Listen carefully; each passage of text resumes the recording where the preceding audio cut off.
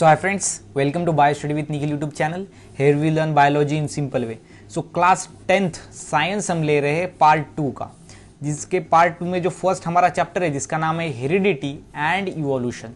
Okay, सो अभी तक आपने हमारे चैनल को सब्सक्राइब नहीं किया तो प्लीज चैनल को सब्सक्राइब करो और उसके साथ ही साथ जो बेल आइकॉन है उसको भी प्रेस करो, बिकॉज उसको प्रेस नहीं करेंगे तो आपको नोटिफिकेशन नहीं मिलेगा. So bio study with Nikhil YouTube channel पर हम यहाँ पर 12th सीखते हैं, 12th का बायोलॉजी, उसके बाद 11th का बायोलॉजी, उसके बाद 10th का एंड उसके साथ साथ ग्रेजुएशन लेवल का BSc first year, second year and third year.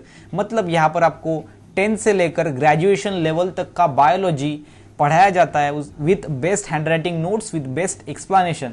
सो इसलिए चैनल को अभी के अभी सब्सक्राइब करो, बिकॉज ये चैनल आपके बहुत काम आएगा. और हमारा मिशन है कि आपको 10th के अंदर 90 अबव मार्क्स गिरने चाहिए और मिलने चाहिए. ओके, सो हमारा फर्स्ट यहाँ पर चैप्टर देखेंगे हम पार्ट 2 के अंदर. ओके, सो साइंस जो है यहाँ पर आपके जो 10th की साइंस है वो दो पार्ट में डिवाइड है, एक part first and then part second. So part second हम लेंगे जिसमें का चैप्टर फर्स्ट हमारा शुरू है, यहाँ पर आज स्टार्ट करेंगे जो है हेरिडिटी एंड इवोल्यूशन.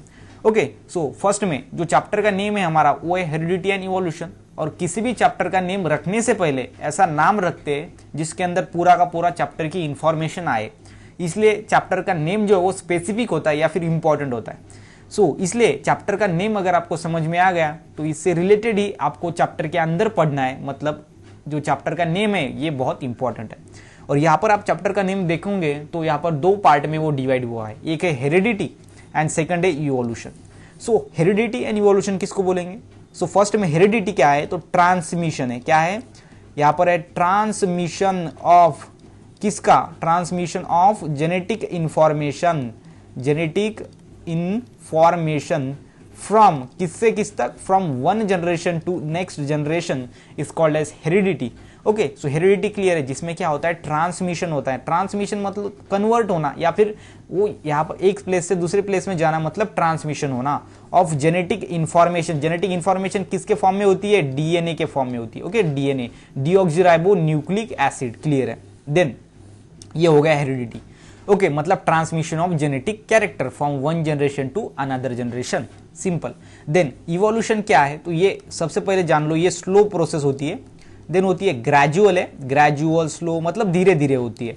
एंड इसमें क्या होता है? डेवलपमेंट होती है. ऑर्गेनिज्म की क्या होती है? डेवलपमेंट. ओके, तो यहाँ पर आप देखो ये ऑर्गेनिज्म है हमारा कॉमन एंसेस्टर, उससे क्या हुआ तो ये यहाँ पर दूसरा ऑर्गेनिज्म फॉर्म हुआ और उससे यहाँ पर ये ऑर्गेनिज्म फॉर्म हुआ. ऑर्गेनिज्म हम ह्यूमन बीइंग है ये. ओके, लेकिन जो फर्स्ट है ये हमारा फर्स्ट है, लेकिन ये हमारा क्या है तो लास्ट है.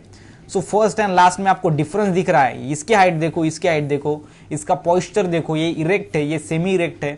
ये हुआ है बिकॉज ऑफ इवोल्यूशन. इवोल्यूशन क्या है तो स्लो ग्रेजुअल डेवलपमेंट है. सो धीरे धीरे ग्रेजुअल डेवलपमेंट होती है और ये एक नंबर का ऑर्गेनिज्म लास्ट नंबर में ट्रांसफर होने के लिए, ऐसा ह्यूमन बीइंग बनने के लिए हजारों लाखों साल लगे. मतलब ये स्लो प्रोसेस है, ग्रेजुअल प्रोसेस है. और इस प्रोसेस को ही हम बोलते हैं इवोल्यूशन, जिसमें ऑर्गेनिज्म के अंदर डेवलपमेंट होती है.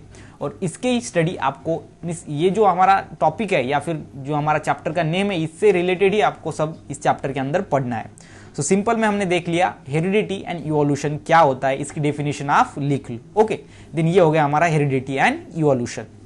सो अब देखेंगे यहाँ पर हेरिडिटी एंड इवोल्यूशन. तो यहाँ पर हमने फर्स्ट में इंट्रोडक्शन देख लिया इसका कि हेरिडिटी किसको बोलते हैं एंड इवोल्यूशन किसको बोलते हैं. हेरिडिटी एंड इवोल्यूशन ये जो कंसेप्ट है मुझे लगता है आपकी क्लियर हो गई है. ओके, सो अब देखेंगे यहाँ पर heredity and hereditary changes. So heredity हमको पता है transmission of genetic character from one generation to another generation. और चेंजेस मतलब ऐसे चेंजेस, ऐसे डिफरेंस जो ट्रांसमिट होते हैं एक जनरेशन से अनदर जनरेशन में, उसको हम बोलते हैं हेरिडिटरी चेंजेस. हेरिडिटरी मतलब ट्रांसमिशन होना, सो इसलिए ऐसे चेंजेस जो ट्रांसमिट होते हैं one generation to another generation called as hereditary changes. ठीक है, देन नेक्स्ट है pioneer of modern genetics. So first में यहाँ पर वर्ड आया यहाँ पर जेनेटिक्स, ये तो हमको सर मालूम नहीं है. सो जिस ब्रांच के अंदर हम हेरिडिटी, किसकी? हेरिडिटी तो हमको पता है transmission of character from one generation to other generation. And उसके बाद है वेरिएशन. वेरिएशन मतलब क्या है तो difference between parents and their offspring. Parents and उसके ऑफस्प्रिंग्स जो है उसके अंदर जो डिफरेंस होता है उसको हम बोलते हैं वेरिएशन. और ये दोनों की कंबाइंड स्टडी जिस ब्रांच के अंदर होती है, जिस ब्रांच बायोलॉजी की कौन सी ब्रांच है जिसके अंदर हेरिडिटी एंड वेरिएशन की स्टडी होती है, तो वो होती है यहाँ पर जेनेटिक्स। ओके, सो जेनेटिक्स किसको बोलेंगे? So branch of biology which deals with the study of heredity and variation is called as genetics. So pioneer मतलब इसकी शुरुआत की, pioneers of modern genetics is Gregor Mendel, और ग्रेगर मेंडल को हम father of genetics भी बोलते हैं। मतलब जेनेटिक्स की शुरुआत अगर किसने की तो वो है ग्रेगर मेंडल, बिकॉज जो ग्रेगर मेंडल है इन्होंने फेमस एक्सपेरिमेंट उसका जो है हाइब्रिडाइजेशन ऑन प्लांट वो दिया था। सो सबसे पहले मतलब जो ग्रेगर मेंडल है उन्होंने क्या किया, तो जेनेटिक्स को कॉइन किया, उसकी शुरुआत की। Okay, then second in 1901 reason behind the sudden changes were understood due to MT. MT क्या है? तो यह है mutation theory. Okay, so mutation theory ये हो जाने के बाद, मतलब ये कब हुई? तो 1901 के अंदर। उसके बाद हमको रीजन पता चल गया बिहाइंड द सडन चेंजेस, मतलब ऑर्गेनिज्म के अंदर सडन चेंजेस क्यों होते हैं उसका रीजन हमको पता चल गया, और उस बिकॉज ऑफ म्यूटेशन थ्योरी। और म्यूटेशन क्या होता है? तो म्यूटेशन हम किसको बोलते हैं? तो म्यूटेशन है sudden changes occur inside the living organism. इधर क्या होता है? तो सडन चेंजेस होता है, सडन यहाँ पर चेंज होता है, change inside the living organism, उसको हम बोलते हैं यहाँ पर म्यूटेशन। और म्यूटेशन थ्योरी के कारण, मतलब ये ईएमटी के कारण हमको पता चल गया reason behind the sudden changes वो होता है म्यूटेशन। करेक्ट है, देन बिकॉज वो म्यूटेशन थ्योरी ने दिया है। Then Walter and Sutton, okay, so ये दो साइंटिस्ट है Walter and Sutton, observe the pair chromosome in the cells of the grasshopper. So जो ग्रासहॉपर है उसके अंदर क्या मिला? इनको पेयर क्रोमोसोम मिली, बाकी कुछ यहाँ पर आपको बाद में ये जो है इसको अभी एक स्टेटमेंट है कि वॉल्टर एंड सूटोन ने क्या किया, ऑब्जर्व किया पेयर क्रोमोसोम, ऐसी क्रोमोसोम जो पेयर है, जो 2 नंबर के अंदर है, उसकी पेयर्स है, उधर उसको मिला किसके अंदर? ग्रॉस हॉपर के अंदर। ये सिर्फ ये स्टेटमेंट है, उसको ध्यान में रखो, ये इंपॉर्टेंट है। ओके, सो 10th से जो भी इंपॉर्टेंट टॉपिक है वो मैं लूंगा, बिकॉज आपको 90 अबो मार्क्स लाने, ये बात आप ध्यान में रखो।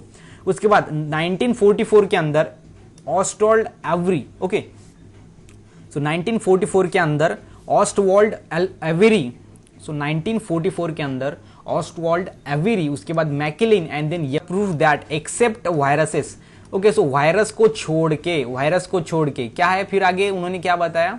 वायरस को छोड़ के all living organism have DNA as genetic material. So genetic material की बात करें तो एक होता है डीएनए एंड दूसरा होता है यहाँ पर आरएनए। ओके, सो आरएनए, सो जो वायरस है उसको छोड़ के बाकी के सभी ऑर्गेनिज्म के अंदर डीएनए एज जेनेटिक मटेरियल होता है, लेकिन सिर्फ और सिर्फ आरएनए के अंदर और सिर्फ वायरस के अंदर RNA as a genetic material होता है। मतलब आरएनए ये सिर्फ वायरस के अंदर जेनेटिक मटेरियल होता है। ओके, सो ये प्रूव किया इन साइंटिस्ट ने, ये चारों साइंटिस्ट मिलाकर 1944 के अंदर प्रूव किया दैट एक्सेप्ट वायरस को छोड़ के all living organism have DNA as genetic material. बाकी सभी लिविंग ऑर्गेनिज्म में जो डीएनए है, मतलब डीऑक्सीराइबो न्यूक्लिक एसिड है, जो जेनेटिक इंफॉर्मेशन है, वो यहाँ पर मटेरियल है डीएनए सभी ऑर्गेनिज्म के अंदर। सो अब इसके बाद हम देखेंगे यहाँ पर प्रोटीन सिंथेसिस से रिलेटेड कुछ यहाँ पर इंफॉर्मेशन है या फिर प्रोसेस है।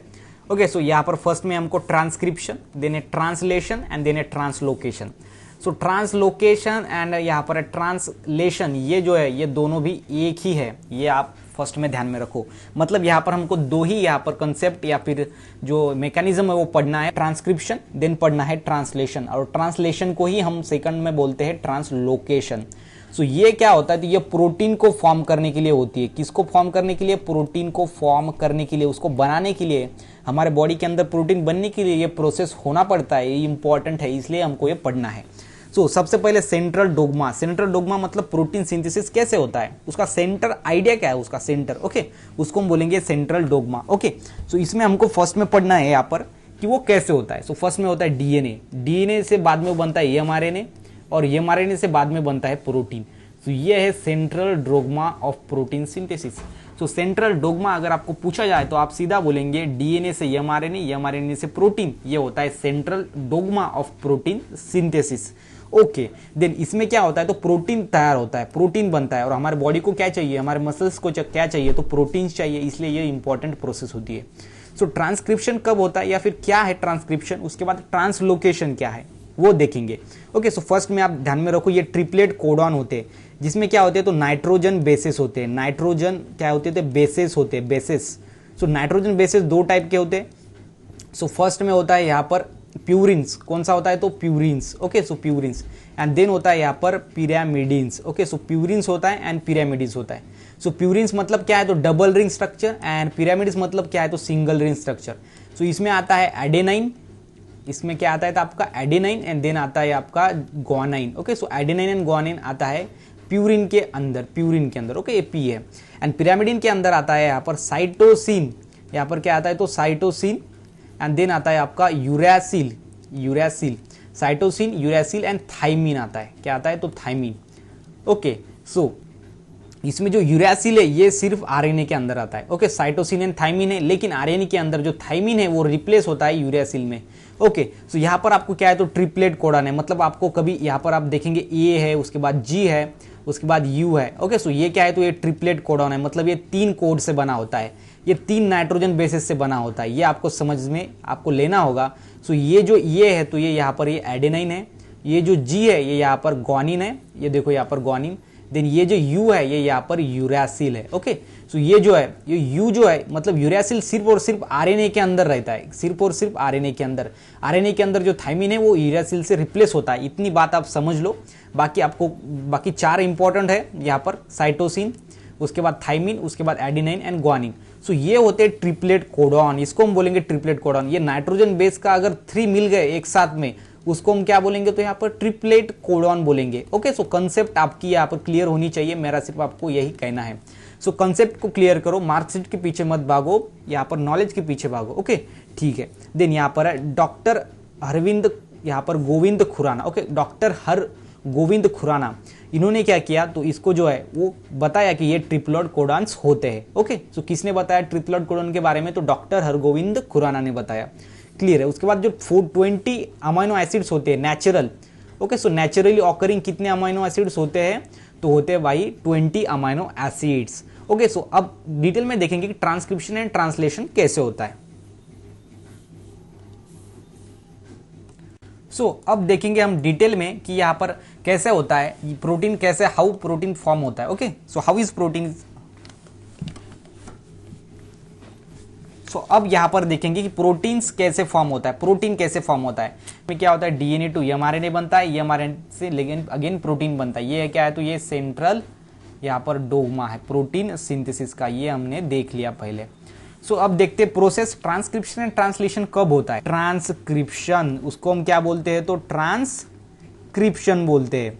उसके बाद जो एमआरएनए है उससे प्रोटीन बनता है, उस प्रोसेस को हम बोलेंगे ट्रांसलोकेशन, ओके। सो ट्रांसलोकेशन या फिर इसको बोलेंगे ट्रांसलेशन, ट्रांसलोकेशन या फिर उसको और में नाम है यहाँ पर ट्रांसलोकेशन और ट्रांसलेशन, ओके। सो ये प्रोसेस 2 प्रोसेस होती है सेंट्रल डोगमा प्रोटीन सिंथेसिस के अंदर, मतलब प्रोटीन फॉर्म होने से पहले, ओके। सो फर्स्ट में डीएनए टू जब एमआरएनए होता है इसके बीच में कौन सी प्रोसेस होती है तो वो होती है ट्रांसक्रिप्शन। ये आप इसे डायग्राम में आप देख सकते हो। सो ट्रांसक्रिप्शन किसे बोलेंगे the copying of genetic information, genetic information को कॉपी किया जाता है बाय, ओके। सो किससे from one stand of DNA, okay, DNA के स्टैंड से उसको कॉपी किया जाता है एंड उसको क्या किया जाता है then and into the single standard RNA is term as transcription. उसमें क्या किया जाता है उसको सिंगल स्टैंडर्ड एमआरएनए में ट्रांसक्रिप्ट किया जाता है। डीएनए का एक सेगमेंट कॉपी किया जाता है, यहाँ पर आप देख सकते हो ये क्या है तो यहाँ पर डीएनए है एंड ये यहाँ पर एमआरएनए न्यू फॉर्म हो रहा है, ओके। सो ये दोनों यहाँ पर आप डीएनए का सेगमेंट है और इसके बीच में ये एमआरएनए क्रिएट हो रहा है। सो इस प्रोसेस को ही हम बोलेंगे यहाँ पर ट्रांसक्रिप्शन, ओके। देन एमआरएनए जो होता है मतलब हमको अब डीएनए से एमआरएनए मिल गया by the process of transcription. Then second होती है ट्रांसलेशन। सो ट्रांसलेशन प्रोसेस हम किसको बोलेंगे या फिर क्या होता है ट्रांसलेशन। सो ट्रांसलोकेशन मतलब क्या है तो ट्रांस मतलब डिफरेंट एंड लोकेशन मतलब उसकी यहाँ पर वो कहाँ पर है उसको हम बोलेंगे लोकेशन, इसकी लोकेशन चेंज की जाती है, ओके। सो लोकेशन चेंज की जाती है मतलब translation is the process in which translating the sequence of mRNA to the sequence of amino acid, मतलब जिसमें एमआरएनए का सीक्वेंस अमाइनो एसिड के अंदर ट्रांसफर किया जाता है उसको हम बोलेंगे ट्रांसलेशन। और अमाइनो एसिड का जो सीक्वेंस है, अमाइनो एसिड अगर लिंक हो गए और उसको हम बोलेंगे पॉलीपेप्टाइड, ओके, पॉलीपेप्टाइड, और वो ही होता है यहाँ पर प्रोटीन, मतलब अमाइनो एसिड की चेन को हम प्रोटीन बोलते हैं, ये आप बात ध्यान में रखो।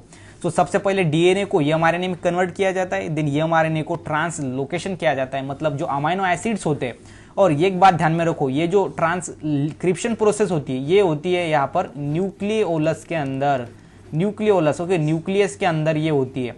और ये जो ट्रांसलेशन प्रोसेस होती है या फिर ट्रांसलोकेशन वो होती है यहाँ पर साइटोप्लाज्म के अंदर। ओके, सो ये आपको सीईटी में या फिर आपको एमसीक्यू में पूछा जा सकता है।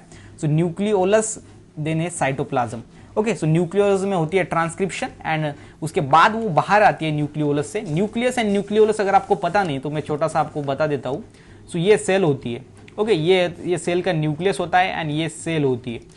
सो न्यूक्लियस के अंदर जो भी मटेरियल होता है उसको हम बोलते हैं न्यूक्लियोप्लाज्म। ओके, ये न्यूक्लियोलस के अंदर, तो इसके अंदर होती है ट्रांसक्रिप्शन और उसके बाहर जो है ये है साइटोप्लाज्म और इसको हम बोलेंगे यहाँ पर ट्रांसलोकेशन। ओके, ये प्रोसेस यहाँ पर होती है। सो फर्स्ट में न्यूक्लियोप्लाज्म देन है साइटोप्लाज्म और इन दोनों को मिलाकर बनता है प्रोटोप्लाज्म। ओके, सो प्रोटोप्लाज्म किसको बोलेंगे? Sum of the total chemical inside the cell is called as protoplasm. उसमें होता है न्यूक्लियोप्लाज्म एंड साइटोप्लाज्म, जो कि न्यूक्लियोप्लाज्म न्यूक्लियोलस के अंदर होता है एंड साइटोप्लाज्म सेल के अंदर होता है। सो ये यहाँ पर क्लियर हो गया आपका, इसको मैं एक बार इरेज कर देता हूँ। सो अब हमको पढ़ना है यहाँ पर म्यूटेशन। क्या पढ़ना है? तो म्यूटेशन पढ़ना है। ओके, सो म्यूटेशन की आपकी जो अंडरस्टैंडिंग है वो यहाँ पर बहुत ज़्यादा बढ़ जाएंगे, ऐसा आपको मैं पढ़ाऊंगा। सो म्यूटेशन क्या होता है? ओके, सो म्यूटेशन क्या है तो यहाँ पर आप देख सकते हो। पहले मैं आपको इसकी डेफिनेशन बता दूंगा, उसके बाद ये डायग्राम में आप खुद समझ जाओगे। सो म्यूटेशन क्या है? सडन, क्या होता है? Sudden changes occurs inside the living organism. ऐसा ऑर्गेनिज्म जो लिविंग है उस ऑर्गेनिज्म के अंदर जो सडन चेंजेस होते हैं उसको हम बोलते हैं यहाँ पर mutation. Okay, so sudden changes, sudden बोले तो अचानक हो जाते हैं और इसमें क्या होता है? Sudden changes inside the living organism is called as उसको हम बोलेंगे यहाँ पर mutation dash dash dash. Okay, वो आपको पता है कि म्यूटेशन है। सो इसमें देखो आप, ये जो है यहाँ पर देखो मेन सीक्वेंस यहाँ पर सी तक है। Okay, so TAAC and then यहाँ पर TGA। सो मैंने आपको ये पहले ही बता दिया कि टी क्या है, तो ये टी है थाइमिन। ओके, सो टी क्या है तो थाइमिन है। उसके बाद ये क्या है तो ये है एडेनाइन। ओके, उसके बाद जो ये है ये भी एडेनाइन, ये साइटोसिन, ये थाइमिन, ये ग्वानिन। सो मैंने पहले आपको नाइट्रोजन बेसिस बताए थे, ये उससे बनता है और इसको हम बोलते हैं यहाँ पर ट्रिपलेट कोडॉन बनता है। ओके, उसको हम बोलते हैं। देन यहाँ पर क्या है तो मेन सीक्वेंस रिप्लेसमेंट हुआ है। ये जो मेन सीक्वेंस है यहाँ पर आप देखो ये GAT यहाँ पर नया आ गया है, ये GAT। और पुराना कौन सा था? ये कैसा था? ये ओल्ड था। ओके, सो ओल्ड वाला ये था, ये न्यू सीक्वेंस आ गया है और इसमें न्यू सीक्वेंस ने क्या किया? ओल्ड को रिप्लेस किया, मतलब यहाँ पर रिप्लेसमेंट हुआ। मतलब ऐसा अगर किसी भी ऑर्गेनिज्म के अंदर, सो म्यूटेशन क्यों होता है तो उसमें क्या होता है? जेनेटिक मेकअप जो होता है, जेनेटिक मेकअप होता है कौन से भी ऑर्गेनिज्म का, वो चेंज हो जाता है, सडन चेंज होता है उसके अंदर, उसका सीक्वेंस चेंज हो जाता है और उसको हम बोलते हैं यहाँ पर म्यूटेशन। ओके, सो म्यूटेशन क्या है तो आपको पता चल गया है कि it is sudden changes occur inside the living organism is called as mutation. Okay, so ये होता है म्यूटेशन, जिसमें मेन सीक्वेंस जो होता है वो रिप्लेस किया जाता है नया सीक्वेंस, मतलब जो ओल्ड सीक्वेंस है, मेन को ही हम ओल्ड बोल सकते हैं। So old sequence new sequence से रिप्लेस किया जाता है और उससे जेनेटिक इंफॉर्मेशन जो है वो ऑर्गेनिज्म की चेंज होती है और उसके हिसाब से वो एक्सटर्नली उसमें कुछ चेंजेस आते हैं और उसको हम बोलते हैं म्यूटेशन। ओके, सो क्लियर है म्यूटेशन मतलब क्या। सो उसके बाद हमको पढ़ना है यहाँ पर नेक्स्ट में इवोल्यूशन। सो इवोल्यूशन हमने पहले यहाँ पर चैप्टर में के जो यहाँ पर हमारा हेडिंग है और चैप्टर नेम है तभी हमने पढ़ा था कि इवोल्यूशन क्या है। तो स्लो ग्रेजुअल चेंजेस है जो लिविंग ऑर्गेनिज्म के अंदर होते हैं और जिससे एक ऑर्गेनिज्म टोटली कन्वर्ट हो जाता है एक न्यू ऑर्गेनिज्म के अंदर। लेकिन इसमें क्या लगता है? टाइम लगता है। ये टाइम टेकन प्रोसेस है इवोल्यूशन, इसलिए तो बताया गया है कि स्लो है एंड ग्रेजुअल है। सो इवोल्यूशन इज ग्रेजुअल, यही आपको यहाँ पर फिर से changes occurring in living organism over a long period. यहाँ पर आप इसको अंडरलाइन करो, रट लो इसको, बिकॉज ये इवोल्यूशन की जो प्रोसेस है वो स्लो होती है, वो यहाँ पर ग्रेजुअल होती है, इसलिए लॉन्ग ड्यूरेशन लगेगा, लॉन्ग टाइम लगेगा, तभी एक ऑर्गेनिज्म दूसरे ऑर्गेनिज्म के अंदर मतलब टोटली उसमें डिफरेंसेस आ सकते हैं। ओके, सो वो होता है evolution. Okay, then formation of new species due to change in specific character of several generation। so formation of new species कैसे फॉर्म होती है ये आपके अगर सामने सवाल है तो वो होता है स्पेसिफिक कैरेक्टर जो होते हैं वो चेंज हो जाते हैं। सो चेंजेस इन स्पेसिफिक कैरेक्टर, जो स्पेसिफिक कैरेक्टर है उसकी जो पोजीशन है या फिर उसके हैंड्स है, उसके लेग्स है, उसके अंदर चेंजेस हो जाते हैं और उससे ही एक न्यू स्पेसीज फॉर्म होती है और उस प्रोसेस को ही हम इवोल्यूशन कहते हैं of living organism as response to natural selection. Natural selection को रिस्पॉन्स करने में, नेचुरल सिलेक्शन क्या है, तो इवोल्यूशन के अंदर एक इंपॉर्टेंट टर्म है नेचुरल सिलेक्शन, जिसमें क्या किया जाता है, तो नेचर जो है वो सिलेक्ट करता है कि यहाँ पर कौन रहेगा या फिर कौन जाएगा। नेचर कैसे सिलेक्ट करता है, तो उसका जो बेस्ट एग्जाम्पल आपको 12th में पढ़ने के लिए है। सो इसमें क्या है, तो क्लाइमेटिक चेंजेस होने के कारण जो है वो ऑर्गेनिज्म को बहुत सारे यहाँ पर मतलब कि क्या, तो उसको लाइफ में जो है वो स्ट्रगल करनी पड़ती है उसके सर्वाइवल के लिए, और वो नेचर सिलेक्ट करता है कि कौन रहेगा एंड कौन जाएगा। ओके, उसको हम बोलते हैं natural selection, is called as evolution. So evolution की ये फर्स्ट में डेफिनेशन है, ये सेकंड में, ये थोड़ी वास्ट है, ये शॉर्ट में। मैंने आपको दोनों भी यहाँ पर डेफिनेशन बता दी। अगर एक बताऊंगा तो कुछ बच्चे कहेंगे यार सर चैप्टर में मेरे और दूसरी भी है, वो बड़ी है, वो लिखी के ये लिखे। सो आप दोनों भी लिख सकते हो या फिर एक भी लिख सकते हो। सो इसी का ही, ये शॉर्ट का ही ये लॉन्ग फॉर्म है, बाकी कुछ नहीं है इसमें। ओके, उसके बाद 3.5 billion year ago, 3.5 billion year ago life had been non exist. Life यहाँ पर एग्जिस्टेंस में नहीं थी। कब? यहाँ पर 3.5 billion years ago. Okay, so 3.5 billion years ago क्या थी, तो लाइफ जो है had been not exist, exist नहीं थी 3.5 billion years ago. Okay, so evolution कैसे हुआ, फिर कैसे एक ऑर्गेनिज्म क्रिएट हुआ, उससे कैसे हम ह्यूमन बींग्स बने। ओके, सो ह्यूमन बींग्स जो है वो कैसे बने वो हम यहाँ पर देखेंगे, और वो प्रोसेस, इसके पीछे सबसे बड़ा जो यहाँ पर प्रोसेस होती है वो होती है इवोल्यूशन, इसलिए हमको ये पढ़ना है। और इस चैप्टर में लास्ट में हमको ये भी बताया गया है कि ह्यूमन बींग जो है वो कैसे इवॉल्व हुए, कैसे फॉर्म हुए। उसके बाद हमको आगे में देखना है कि हमने फर्स्ट में देखा कि 3.5 बिलियन ईयर एगो लाइफ यहाँ पर अर्थ के ऊपर नहीं थी। उसके बाद क्या हुआ, तो first primitive type of cell may be form the mixture of organic and inorganic compounds. जो फर्स्ट सेल बना, मतलब जो प्रिमिटिव सबसे पहले, okay, old type of cell, सबसे पहला सेल्स अगर बना होगा तो इनका कहना है कि वो mixture of organic and inorganic compound से बना है। सो ऑर्गेनिक एंड इनऑर्गेनिक क्या होता है? ऑर्गेनिक ऐसा कंपाउंड जो कार्बन एंड उसके कंपाउंड से बना होता है, ऐसा कंपाउंड, ऐसा ऑर्गेनिक मतलब ऐसा कंपाउंड जो कार्बन एंड उसके कंपाउंड से बना होता है, उसको हम बोलते हैं ऑर्गेनिक कंपाउंड। एंड सेकंड होता है इनऑर्गेनिक कंपाउंड, ऐसा कंपाउंड जो कार्बन एंड उसके कंपाउंड को छोड़ के बना है, उसको हम बोलते हैं inorganic compound. Okay, so organic and inorganic ये होता है। उसके बाद यहाँ पर मैं फर्स्ट में इसको इरेज कर देता हूँ ताकि आपको जो है यहाँ पर सफिशिएंट स्पेस, मतलब आपको इजी लगना चाहिए। ओके, उसके बाद आपको है यहाँ पर the plant diversity consist of various species. Diversity मतलब क्या, तो डिफरेंट टाइप्स के जो प्लांट्स है, ओके, जो डिफरेंट टाइप्स प्लांट्स होते हैं वो डाइवर्सिटी फॉर्म करती है। डाइवर्सिटी मतलब विविधता, हम उसको बोलते हैं। अलग अलग हमको प्लांट्स दिखते हैं, उसको हम बोलते हैं डाइवर्सिटी।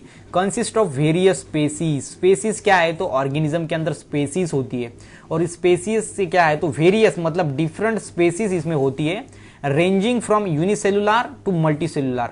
यूनिसेलुलर मतलब क्या, तो सिंगल सेल से जो ऑर्गेनिज्म बनता है उसको हम बोलते हैं यूनिसेलुलर। यूनि मतलब सिंगल एंड सेलुलर मतलब सेल, एंड मल्टी मतलब मेनी, ऐसा ऑर्गेनिज्म जो मेनी सेल से बनता है। सेलुलर मतलब होता है सेल। सो ऐसा ऑर्गेनिज्म जो मेनी सेल से बनता है वो होता है मल्टी सेलुलर, एंड ऐसा ऑर्गेनिज्म जो एक ही सेल से बनता है, एक सिंगल सेल से बनता है, वो होता है यूनिसेलुलर ऑर्गेनिज्म। सो इसमें क्या हुआ, तो डाइवर्सिटी, अर्थ के ऊपर फॉर्म हुए ऑर्गेनिज्म जिसमें क्या था, यूनिसेलुलर, एक सेल के बना हुआ ऑर्गेनिज्म से लेकर उसके बाद मल्टी सेलुलर ऑर्गेनिज्म फॉर्म हुआ because of evolution. And gradual development of living organism is accepted, मतलब जो ग्रेजुअल डेवलपमेंट है वो एक्सेप्टेड थी। ओके, तो वो हुई, ऐसा मतलब इसका कहना है। मतलब क्या है, तो ग्रेजुअल डेवलपमेंट जो है, ग्रेजुअल बोले तो स्लो जो डेवलपमेंट है ऑफ लिविंग ऑर्गेनिज्म के अंदर वो एक्सेप्टेड है, वो क्या हुई, तो यहाँ पर हैपन हुई। ओके, सो ये हमको यहाँ पर बताना है। सो यहाँ पर क्या है, तो वो एक्सेप्टेड है। ओके, सो ये होगा यहाँ पर इवोल्यूशन के बारे में। सो इवोल्यूशन के बारे में आपको यही सिंपल में पढ़ना है। आगे आगे आप 12th में जैसे जाओगे तो आपको अगेन वो डिफरेंट आपको होगा उसके बारे में। सो अगर आप हमारे चैनल के साथ जुड़े रहते हो तो आपको 90 अबव मार्क्स जो है वो 10th के अंदर ज़रूर आएंगे, और लगभग एक मंथ के अंदर मैं आपका जो है यहाँ पर जो पार्ट 2 है वो ख़त्म कर दूंगा 10th का। ओके, सो 10th का पार्ट 2 जो है मैं 1 महीने के अंदर ख़त्म कर दूंगा। सिर्फ चैनल को आप सब्सक्राइब करो, साथ ही साथ फ्रेंड्स को जो है आपके उसको जो है ये वीडियो शेयर करो, बिकॉज हर किसी को नॉलेज जो है वो मिलना चाहिए। एंड डिटेल में सब कुछ मैं यहाँ पर पढ़ाऊंगा आपको, कोई भी कंफ्यूजन है आपको नहीं दूंगा। ओके, सो ये हो गया हमारा पार्ट फर्स्ट। ओके, सो chapter number first part second में का जिसका नाम है हेरिडिटी एंड इवोल्यूशन, उसमें का जो ये पार्ट फर्स्ट यहाँ पर हमने देखा। उसके बाद सेकंड हम देखेंगे इसका पार्ट सेकंड, और इसमें हम पार्ट सेकंड के अंदर पूरा का पूरा अपना चैप्टर एंड हो जाएगा। सो पार्ट फर्स्ट आपको कैसा लगा तो प्लीज़ आप कमेंट करो, और उसके साथ ही साथ चैनल को सब्सक्राइब करो और दोस्तों के साथ शेयर करो। सो अगर आपको नोट्स चाहिए, ओके, सो अगर आपको नोट्स चाहिए तो आप टेलीग्राम पे जाओ। मैं आपके जो डिस्क्रिप्शन बॉक्स है हमारे इस वीडियो के नीचे डिस्क्रिप्शन बॉक्स, उसमें टेलीग्राम एंड उसके बाद इंस्टाग्राम की लिंक दे दूंगा। अगर आपको कोई डाउट है तो इंस्टाग्राम पे मेरे को फॉलो करो, कांटेक्ट करो। एंड अगर नोट्स चाहिए तो टेलीग्राम पे ज्वाइन हो जाओ, ग्रुप है हमारा, लगभग हमारे 250 यहाँ पर स्टूडेंट हो चुके हैं ग्रुप के अंदर। ओके, सो ये जो है वो हमारा bio study with Nikhil YouTube channel की फैमिली। Okay, so thanks for watching bio study with Nikhil YouTube channel. Please like and subscribe to our channel. Thank you so much.